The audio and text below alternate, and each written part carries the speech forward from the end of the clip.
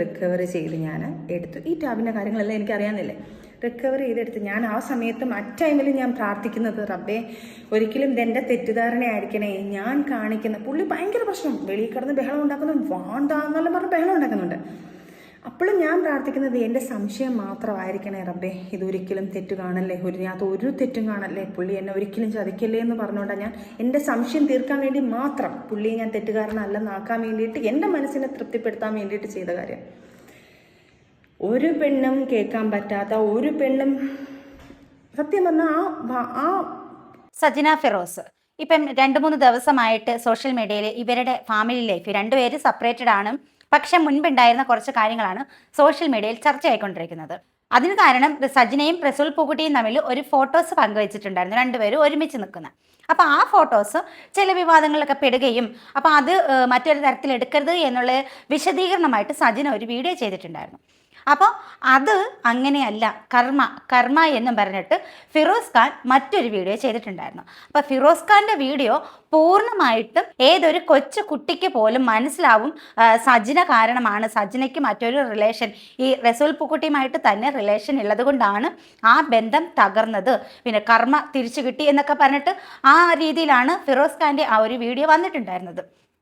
അപ്പോൾ ആരായാലും അത് ആ ഒരു വീഡിയോ കാണുമ്പോഴത്തേക്ക് സജിന ഭർത്താവിനെ വഞ്ചിച്ച് മറ്റൊരാളുമായിട്ട് പോയി, മറ്റൊരാളുമായിട്ട് ഒരു റിലേഷൻ ഉള്ളത് കൊണ്ട് ഈ ബന്ധം തകർന്നു. പാവം ഭർത്താവ്, അതായത് പാവം ഫിറോസ് ഇപ്പോഴും വിവാഹം കഴിക്കാതെ സജിനയും ഓർത്ത് ഒക്കെ ജീവിതം ഇങ്ങനെ നശിപ്പിച്ചു കൊണ്ടിരിക്കുന്ന ഒരു പാവം ഭർത്താവ് എന്നുള്ള ഒരു ഇമേജാണ് വളരെ കുറച്ച് ദിവസം കൊണ്ട് ഈ ഫിറോസ് ഖാന് കിട്ടിയിട്ടുണ്ടായിരുന്നത്. അപ്പോൾ അത് പൊളിച്ചടുക്കുന്നത് പോലെയാണ് ഈ സജിന ഇപ്പോൾ ഒരു വീഡിയോ പങ്കുവച്ചിട്ടുള്ളത്. അതായത് സജിന തൻ്റെ ലൈഫിൽ നേരിട്ട കുറച്ച് കാര്യങ്ങൾ ഫിറോസിനെ കുറിച്ചിട്ട് വെളിപ്പെടുത്തുകയാണ്. അപ്പം നമുക്ക് ബാക്കിയും കൂടെ ബാക്കിൽ എന്ത് ചെയ്യണമെന്ന് എനിക്കറിയത്തില്ല. ഫസ്റ്റ് ലൈഫ് ഇങ്ങനെ, അതിലൊരു കുഞ്ഞ്, രണ്ടാമത്തെ ലൈഫ് ഇങ്ങനെ, അതിനകത്ത് ഒരു കൈക്കുഞ്ഞ്, 3 മാസമുള്ളൊരു കുഞ്ഞ്, കേൾക്കുന്ന വാക്കുകൾ ഒരു പെണ്ണുമായിട്ടുള്ള സെക്ഷൽ സംസാരങ്ങൾ മാത്രം, വൃത്തികെട്ട ടോപ്പിക്. ഇന്നലെ ഞാൻ വന്നതുപോലെ, അപ്പം ഇന്നലെ അവിടെ ചെന്നും കഴിഞ്ഞിട്ടുണ്ട്. അപ്പം എനിക്ക് പറയാൻ ഭയങ്കര മടിയാണ്, അത്രയ്ക്ക് അഭ്യസമായിട്ടുള്ള വൃത്തികെട്ട വേർഡ്സാണ് അതിനകത്ത് പറയുന്നത്. ഒരു ഭാര്യ കേൾക്കുക, ഇത്രയും വൃത്തികേടായിട്ടുള്ള വാക്കുകൾ കേൾക്കുക, ഇത് ഞാൻ കണ്ട് തകർന്ന് എനിക്ക് എന്ത് ചെയ്യണമെന്ന് എനിക്ക് അറിയണ്ട. കുറച്ച് സെക്കൻഡ് ഞാൻ ബ്ലാങ്കായി, വീട്ടിൽ നിന്ന് എല്ലാവരും കൂടെ വലിച്ചു തുറന്നു, കഥ തുറന്നു കൊടുത്തു. ഞാൻ സ്റ്റക്കായിട്ട് നിൽക്കുക. അവരുടെ വീട്ടുകാരെല്ലാവരും ഓടിയെത്തി. അവരുടെ വീട്ടിലാണ് സംഭവം. വീട്ടിലെത്തി കുഞ്ഞിനെ അവരുടെ വീട്ടുകാരുടെ കുഞ്ഞുമാരുടെ കയ്യിലൊക്കെയാണ്, അവരുടെ ബന്ധുക്കാരുടെ കയ്യിലാണ് കുഞ്ഞിരിക്കുന്നത്.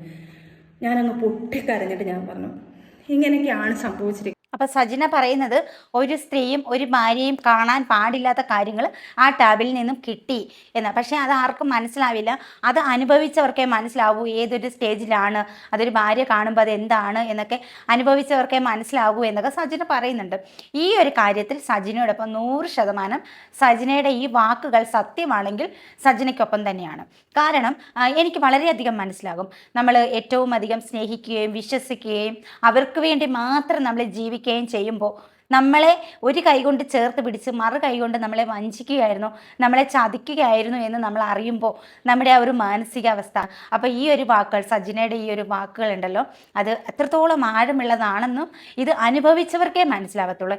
ഈ പുറത്ത് നിന്ന് കാണുന്നവർക്ക് ഒരു ഭാര്യ അല്ലെങ്കിൽ ഭർത്താവ് ഡിവോഴ്സായി, അവൾക്ക് വേറെ ബന്ധമുള്ളത് കൊണ്ട്, അല്ലെ അവന് വേറെ ബന്ധമുള്ളത് കൊണ്ട് എന്നൊക്കെ പറഞ്ഞ് അവർ ആ ഒരു വിഷയത്തെ വളരെ നിസ്സാരമായിട്ട് കാണും. പക്ഷേ ആ ലൈഫിൽ എത്രത്തോളം പ്രോബ്ലംസ് ഉണ്ടായി, എത്രത്തോളം പൊറുക്കപ്പെടാൻ പറ്റില്ല എന്ന് ബോധ്യം വന്നു കഴിയുമ്പോഴത്തേക്കാണ് രണ്ടുപേരും സെപ്പറേറ്റഡ് എന്നുള്ളൊരു ചിന്തയിലേക്ക് പോകുന്നത്. എനിക്ക് എന്ത് ചെയ്യണമെന്ന് എനിക്കറിയത്തില്ല, രണ്ടാമത്തെ ലൈഫും ഇങ്ങനെ ആയി പോയോ എനിക്കറിയില്ല, ഞാൻ എൻ്റെ കുഞ്ഞ് എല്ലാം ഞാൻ ഭ്രാന്തിയാവുക. അപ്പം അവിടെ കുറച്ച് ഇൻസിഡൻസ് നടന്നു. അത് ഞാൻ വേറെ ആരെയും ഫാമിലിയൊന്നും ഞാൻ വിളിച്ചിരുന്നിടില്ല. 100% കറക്റ്റാണ്. കാരണം ഇങ്ങനെ രണ്ടാമത്തെ ലൈഫും കൂടിയാണ്. ഈ രണ്ടാമത്തെ ലൈഫും ഇങ്ങനെ തകർന്നു എന്ന് പറയുമ്പോൾ ഒട്ടും ചിന്തിക്കാൻ പറ്റത്തില്ല. നമ്മൾ ആദ്യം ചിന്തിക്കുന്നത് എന്താണെന്നറിയോ, നമ്മുടെ ഫാമിലിയെ, നമ്മുടെ മാതാപിതാക്കളെ. അയ്യോ നമ്മുടെ ലൈഫ് തകർന്നു എന്നറിയുമ്പോൾ അവർക്ക് സങ്കടമാവില്ലേ, അവർക്കിത് താങ്ങാനാകുമോ എന്നാണ് നമ്മൾ ആദ്യം ചിന്തിക്കുന്നത്. അല്ലാതെ നമുക്കിത് താങ്ങാനാകുമോ എന്നല്ല, നമ്മൾ ആദ്യം ചിന്തിക്കുന്നത് നമ്മുടെ കുടുംബത്തെ തന്നെയായിരിക്കും. പ്രായമായ അച്ഛനും അമ്മയാണെങ്കിൽ നമ്മളയ്യോ അവരെങ്ങനെ സഹിക്കും എന്ന് ഓർക്കും. പിന്നെ നാട്ടുകാർ, രണ്ടാമത് നമ്മൾ ഓർക്കുന്ന മെയിൻ കാര്യം നാട്ടുകാർ, അയ്യോ സൊസൈറ്റി ഇതറിയുമ്പോൾ ഏത് രീതിയിൽ എടുക്കും എന്നൊക്കെയുള്ള ഒരു നാണക്കേടും വീട്ടുകാരുടെ ആ ഒരു ദയനീയ അവസ്ഥയും നിസ്സഹായ അവസ്ഥയും ഒക്കെ കണക്കിലെടുത്തുകൊണ്ട് പല സ്ത്രീകളും അത് സഹിച്ച് പൊരുത്തപ്പെട്ട് മുന്നോട്ട് പോകും. ഇവിടെ ഈ സജിനയ്ക്കും പറ്റിയത് അങ്ങനെ തന്നെയാണ്. ഇടുന്നില്ല, അവരൊന്നും അറിയുന്നില്ലല്ലോ കാര്യങ്ങൾ. അവരും പോട്ടെ, സ്വാഭാവികം, മക്കളാവുമ്പോൾ സപ്പോർട്ട് ചെയ്യുമായിരിക്കാം, അതിനെന്തും ആട്ടെ. അതൊന്നും ഒരിക്കലും അവരെയൊന്നും ഞാൻ ഇതിനകത്ത് വലിച്ചു വയ്ക്കുന്നില്ല. കാരണം അവരൊക്കെ ഇപ്പോഴും എന്നെ സ്നേഹിക്കുന്ന ആൾക്കാർ തന്നെ. അതുകൊണ്ട് ഞാൻ അവരാരെയും വലിച്ചിടുന്നില്ല. അവിടെ ഒരു ഇൻസിഡൻറ്റ് നടന്നു. ആ സമയത്ത് എനിക്ക് പറ്റുന്നില്ല, എനിക്കറിയില്ല. അവിടെ ഇരുന്നൊരു ബ്ലേഡ് എടുത്ത് ഞാൻ കൈ ഭയങ്കരമായിട്ട് മുറിച്ചു. എനിക്ക് ജീവിക്കേണ്ട, കാരണം എനിക്ക് വേറെ ഒന്നും ഞാൻ ചിന്തിക്കുന്നില്ല. ഞാൻ ഭയങ്കര ബ്ലാങ്ക് ആയിപ്പോയി.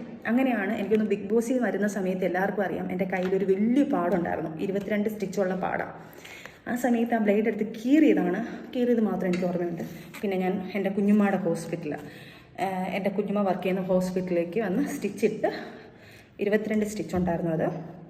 അത് കഴിഞ്ഞ് ആൾ ഭയങ്കര കരച്ചിൽ, കാല് പിടിച്ച് മാപ്പ് പറച്ചിൽ, കാര്യങ്ങളെല്ലാം വന്ന് ഇനി അങ്ങനെ ഉണ്ടാവത്തില്ല വാവയെ, വാവയെ എന്നൊക്കെയാണ് വിളിക്കുന്നത് കേട്ടോ.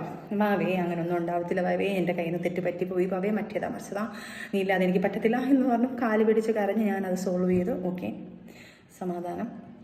അതെല്ലാം കാര്യം. എനിക്ക് തോന്നുന്നു ആ പാട് ഞാൻ മറയ്ക്കാൻ വേണ്ടിയിട്ടാണ് ഞാൻ ഈ ടാറ്റു ചെയ്തത്. നേരത്തെ ബിഗ് ബോസിൻ്റെ സമയത്ത് കറക്റ്റ് ആ പാടുണ്ടായിരുന്നുണ്ട്. ഇത് കണ്ടോ, ഇത് കാണുമ്പോൾ അറിയാം. ആ വലിയ ബിഗ് ബോസിൻ്റെ സമയത്ത് ഞാൻ കൈമുറിച്ച കാര്യങ്ങൾ എനിക്ക് തോന്നുന്നു, അത് ഞാൻ വേറൊരു വിഷയം എന്നാണ് പറഞ്ഞത്, പക്ഷേ ഇതാണ് വിഷയം. അത് കഴിഞ്ഞ് നമ്മൾ ഫാമിലിയായിട്ട് കുഴപ്പമില്ലാതെ ഹാപ്പി ആയിട്ട് പിന്നെയും പോന്നു. 6 മാസം കഴിഞ്ഞപ്പം എറണാകുളത്തോട്ട് നമ്മൾ ഷിഫ്റ്റ് ചെയ്യുന്നു. 6 മാസം കഴിഞ്ഞപ്പോഴത്തേക്ക് എറണാകുളത്ത് നിന്ന് വീണ്ടും വേറൊരു പെണ്ണിനെ വെച്ച് ഞാൻ പോക്കുക. ആ സമയത്ത് ആ പെണ്ണിനെ വിളിച്ച് ഞാൻ മെസ്സേജ് അയക്കുന്നു, ദേവി ചെയ്ത് നിങ്ങൾ എന്നെ ചതിക്കരുത്, എൻ്റെ ജീവിതം ഇങ്ങനെ ആയിരിക്കും എന്നൊക്കെ പറഞ്ഞ് ഞാൻ ആ പെണ്ണിൻ്റെ കാല് പിടിച്ചു. ആ പെണ്ണ് കുറേ ഇയാളെ പ്രായി, ഇയാളെ മക്കളെ പ്രായി, അവൾ പറയുന്നത് നിന്റെ കുടുംബം. സ്വാഭാവികം.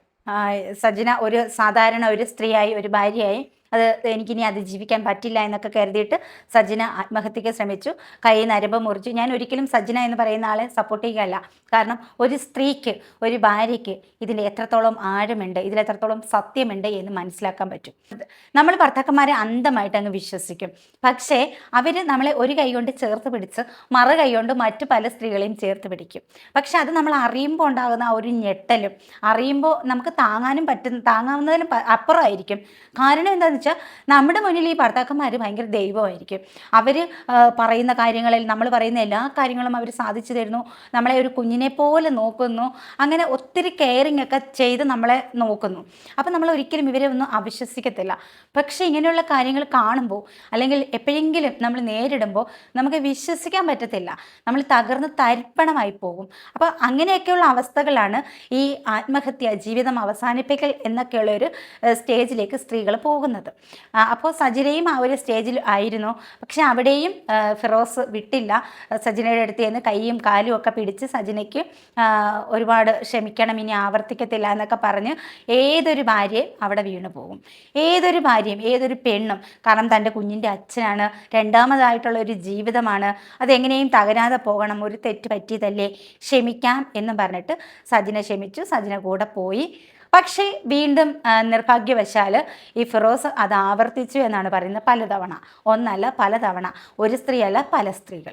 അപ്പം ഇത് ഈ ചില ഭർത്താക്കന്മാരിൽ കാണുന്നൊരു കാര്യം തന്നെയാണ് കേട്ടോ. നമ്മളെ ഭാര്യമാരെ ശരിക്കും അങ്ങ് നല്ല ഭർത്താവായിട്ട്, നമ്മൾ പണ്ടൊരു സിനിമ കണ്ടിട്ടില്ലേ, അയലത്തെ അദ്ദേഹം സിനിമ കണ്ടിട്ടില്ലേ, അതിനകത്തെ ആ സെയിം ക്യാരക്ടറായിരിക്കും. ഭാര്യയെ അങ്ങ് വാനോളം പുകഴ്ത്തി, ഭാര്യയെ അങ്ങ് കെയർ ചെയ്തു, ഭാര്യയെ കൈവെള്ളയെ കൊണ്ട് നടക്കുന്ന നല്ല ഉത്തമനായ ഭർത്താവായിരിക്കും. പക്ഷേ മറുഭാഗത്തൂടെ അയാൾ ഈ കാണുന്ന പെണ്ണുങ്ങളെ എല്ലാം പുറകിനെ പോകുന്ന വെറും വൃത്തികെട്ടവനായിരിക്കും. പക്ഷെ അത് തിരിച്ചറിയാൻ കുറേ വൈകിപ്പോകും. കാരണം എന്ന് വെച്ചാൽ അത്രയധികം പെർഫെക്റ്റ് ആയിരിക്കും ഭർത്താവിൻ്റെ സ്ഥാനം. സജിനയുടെ ബാക്കിയൊന്നും കേൾക്കേണ്ട കാര്യമില്ല, നമുക്ക് ഊഹിക്കാവുന്നതേ ഉള്ളൂ, നമുക്ക് മനസ്സിലാക്കാവുന്നതേ ഉള്ളൂ. സജിന പറയുന്ന ബാക്കി കാര്യങ്ങൾ പിന്നെയും ഇങ്ങനെ ഇത് ആവർത്തിച്ചു വീണ്ടും വീണ്ടും വീണ്ടും ഇത് ആവർത്തിച്ച് കഴിയുമ്പോൾ ആ ക്ഷമിച്ച ഭാര്യ പിന്നെ ക്ഷമിക്കൂല, പിന്നെ സഹിക്കൂല.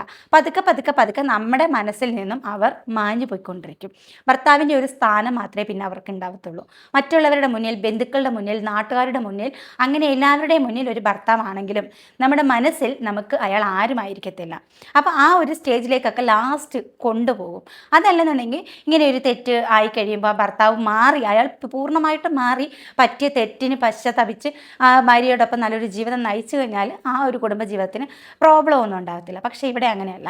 അപ്പോൾ ഇവിടെ ഈ സജിനയെ പോലെ ഒരുപാട് സ്ത്രീകളുണ്ട്, ഒരുപാട് സ്ത്രീകൾ ഇന്നും തുറന്ന് പറയാതെ കുടുംബജീവിതത്തിൽ മറ്റുള്ളവരെ ഒന്നും അറിയിക്കാതെ വേദനിപ്പിക്കേണ്ട, ആരും വേദനിക്കണ്ട എന്ന് കരുതിയിട്ട് സ്വയം വേദനിച്ച് ഉരുകി എല്ലാ സങ്കടങ്ങളും ഉള്ളിലൊതുക്കി ജീവിക്കുന്ന പല സ്ത്രീകളുമുണ്ട്. പക്ഷെ എനിക്ക് പറയാനുള്ളത്, അങ്ങനെ ഒരുത്തനും വേണ്ടിയിട്ട് ഉരുകി ജീവിതം നശിപ്പിക്കേണ്ട കാര്യമില്ല. നമ്മളെ സ്നേഹിക്കാത്തവന്മാരോടൊപ്പം ഒരു കാരണവശാലും ഒരു നിമിഷം പോലും നമ്മുടെ സമയങ്ങൾ, നമ്മുടെ ജീവിതം, നമ്മുടെ ദിവസങ്ങൾ, നമ്മുടെ സന്തോഷങ്ങൾ പാഴാക്കി കളയരുത്. ഇതാണ് എനിക്ക് പറയാനുള്ളത്. പല പെൺകുട്ടികളും ഇന്ന് പല കാര്യങ്ങൾ കൊണ്ടും ഇതുപോലെയുള്ളവന്മാരുടെ അടിമയായിട്ട് അവന്മാരെ മാത്രം സ്നേഹിച്ച് വിശ്വസിച്ച് അവന്മാരുടെ പല തെറ്റുകളും ക്ഷമിച്ചും സഹിച്ചും അല്ലെങ്കിൽ കണ്ടില്ല എന്ന് നടിച്ചും ഒക്കെ ജീവിക്കുന്ന ഒരുപാട് സ്ത്രീകളുണ്ട്.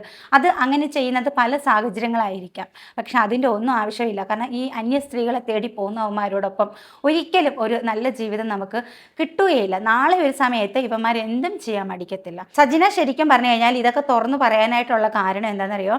ഇപ്പോൾ ഈ സജിന പറയില്ലായിരുന്നു, സജിനയെ കുറിച്ചിട്ട് തെറ്റായിട്ടുള്ള രീതിയിൽ പല യൂട്യൂബേഴ്സും വീഡിയോ ചെയ്ത് ഞാനും ചെയ്തിട്ടുണ്ട്.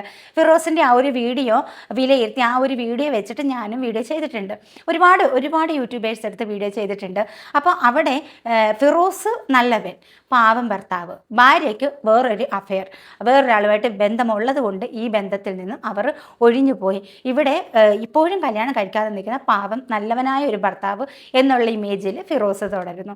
സഹതാപവും സിമ്പതിയും എല്ലാം ഫിറോസിൻ്റെ ഭാഗത്തേക്കും ശാപവും അഹങ്കാരിയും അല്ലെങ്കിൽ പിഴച്ചവൾ എന്നുള്ള ഒരു പേര് സജിനയ്ക്കും കിട്ടുന്ന ആ ഒരു ആ ഒരു സ്റ്റേജിലായിരുന്നു കാര്യങ്ങൾ. അപ്പോൾ അതുകൊണ്ട് തന്നെ ആവണം സജിന ഇപ്പോൾ പല കാര്യങ്ങളും തുറന്നു പറഞ്ഞ് ഒരു വീഡിയോ ഇട്ടിട്ടുള്ളത്. അപ്പോൾ എന്തായാലും ഒത്തൊരുമിച്ച് പോകാൻ ഒരിക്കലും ഞാൻ പറയത്തില്ല. കാരണം ഒരു കുടുംബജീവിതത്തിൽ എത്രത്തോളം അവർ ആ ഒരു ഭാര്യയാണേലും ശരി ഭർത്താവാണേലും എത്രത്തോളം അനുഭവിക്കുന്നുണ്ട് എന്ന് അവർക്ക് മാത്രമേ അറിയത്തുള്ളൂ. പുറത്തുനിന്ന് നോക്കുന്ന ഒരാൾക്കും അതിൻ്റെ ആഴം എത്രത്തോളം ഉണ്ട്, അവരെത്രത്തോളം സഹിച്ചിട്ടാണ് നിൽക്കുന്നത് എന്ന് പറയാൻ പറ്റത്തില്ല. നാളെ ഒരു സമയത്ത് എല്ലാം സഹിച്ചും ക്ഷമിച്ച് നിൽക്കാൻ പറയുമ്പോൾ നാളെ ഒരു സമയത്ത് ഈ സഹിക്കാനും ക്ഷമിക്കാനും വയ്യാതെ വരുമ്പോൾ സ്വയം ജീവിതം അവസാനിപ്പിക്കുന്ന ഘട്ടത്തിലേക്ക് പോകും. അപ്പോൾ അങ്ങനെ ഒരു സ്റ്റേജിലേക്ക് പോകാതെ ഏത് മാതാപിതാക്കളാണേലും ഇനി ഏത് ഫ്രണ്ട്സ് ആണേലും ഇങ്ങനെയുള്ളവർക്ക് കൂടെ നിൽക്കുക, സപ്പോർട്ട് കൊടുക്കുക, പൂർണ്ണ പിന്തുണ കൊടുക്കുക എന്ന് മാത്രമേ എനിക്ക് പറയാനുള്ളൂ. ഇതുപോലെ അനുഭവിച്ച് മറ്റാരോടും ഒന്നും തുറന്ന് പറയാതെ ജീവിതം തള്ളി നീക്കുന്ന പല പെൺകുട്ടികളും പല വീടുകളിലും ഉണ്ടാവും. അപ്പോൾ നിങ്ങളുടെ അഭിപ്രായം, നിങ്ങൾ അനുഭവിച്ചിട്ടുള്ള കാര്യം, നിങ്ങളുടെ വിഷമങ്ങൾ നിങ്ങൾക്ക് ഇതിൽ കമൻ്റായിട്ട് പറയാം. അതുപോലെ തന്നെ വീഡിയോ നിങ്ങൾക്ക് ഇഷ്ടപ്പെട്ടിട്ടുണ്ടെങ്കിൽ ലൈക്ക് ചെയ്യും, ഒന്ന് ഹൈപ്പ് ചെയ്ത് സപ്പോർട്ട് ചെയ്യുകയും ചെയ്യുക. ആദ്യമായിട്ട് ആരെങ്കിലും കാണുന്നുണ്ടെങ്കിൽ ചാനലൊന്ന് സബ്സ്ക്രൈബ് ചെയ്ത് സപ്പോർട്ട് ചെയ്യുക. മറ്റൊരു വീഡിയോ ആയിട്ട് വീണ്ടും കാണാം. ടാറ്റാ.